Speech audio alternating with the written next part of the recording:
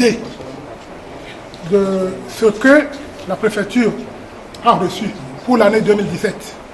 Pour l'exercice 2017 qui est arrivé, je vous assure que moi-même j'étais surpris. J'avais eu l'information, je me suis tué.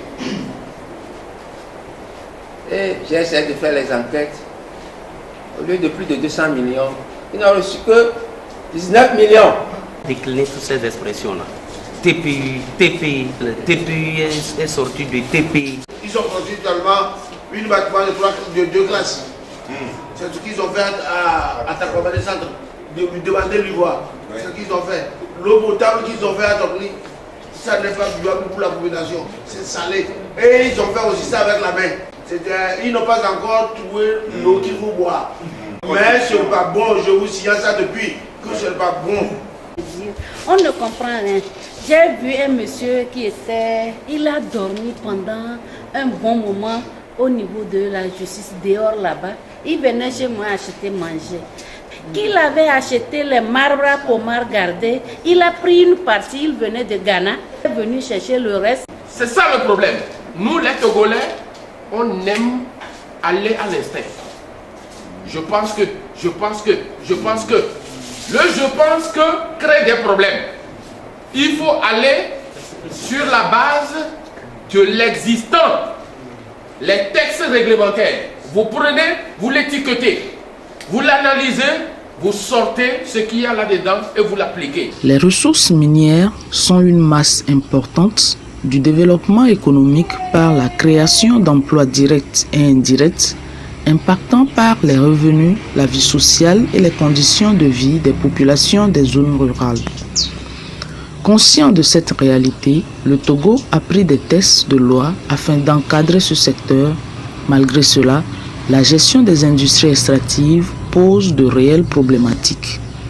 Bien que depuis 2010, les premiers rapports de l'initiative pour la transparence dans les industries extractives ont été élaborés jusqu'en 2016, les avantages énumérés dans les lois telles que la loi du 5 mai 2011 permettant la contribution des entreprises extractives à l'égard des collectivités locales et sa gestion de façon adéquate pour réduire les vulnérabilités, doublée de la prise récente de son décret d'application à la date du 25 février 2017, en complément à toutes les possibilités de transferts infranationaux, des paiements issus des taxes foncières d'une part, d'enlèvement d'ordures professionnelles d'autre part, ristournés aux collectivités locales, soit à la préfecture ou à la commune, selon la localisation de l'entreprise extractive, il y a une sorte d'obstacle qui ne dit pas son nom à l'accomplissement adéquat,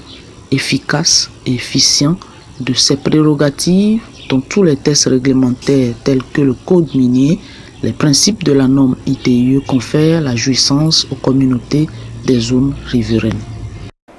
Pourquoi on a demandé qu'on publie les contrats? L'objectif, c'est que quand il y a de pareilles informations et qu'on trouve qu'il y a de l'injustice ou pas, qu'on cherche à savoir si ça peut être réparé. Et la démarche, c'est ce qu'on veut nous apprendre, les dialogues. Comment pouvait-il en être autrement lorsque d'une part, les organisations de la société civile exerçant dans le domaine restent timorées face aux réformes qui sont encore dans le secteur et d'autre part, une grande partie de la population méconnaît son droit. Nous savons tous que le sous-sol togolais rend faible d'importantes ressources minières telles que les phosphates, le calcaire et le fer, pour ne citer que celle-là. C'est d'ailleurs pour cette raison que le Togo, à l'instar d'autres pays de la sous-région et sur l'échiquier international, s'est engagé dans le processus de ITIE pour amener son secteur extractif à produire un meilleur impact socio-économique, environnemental et institutionnel en vue de s'anticiper de ce qui est désormais convenu d'appeler malédiction des ressources.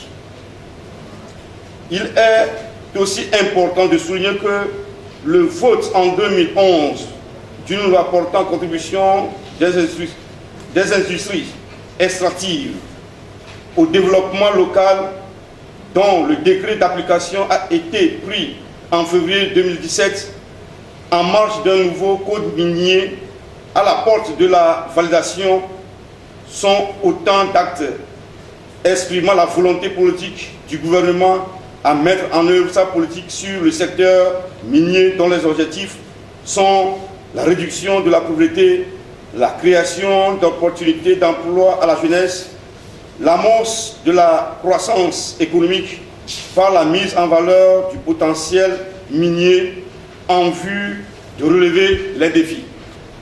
C'est fort de ce constat et de l'absence d'une bonne organisation structurelle susceptible d'identifier, de suivre ou du moins de mener des actions visant à doter l'opinion nationale des compétences nécessaires à la prise en compte de ces droits dans les revendications sociales que l'ONG, Comité international d'éthique et de solidarité, basé à Bassar, a initié un projet intitulé Dialogue des parties prenantes autour des droits fondamentaux des communautés des zones minières.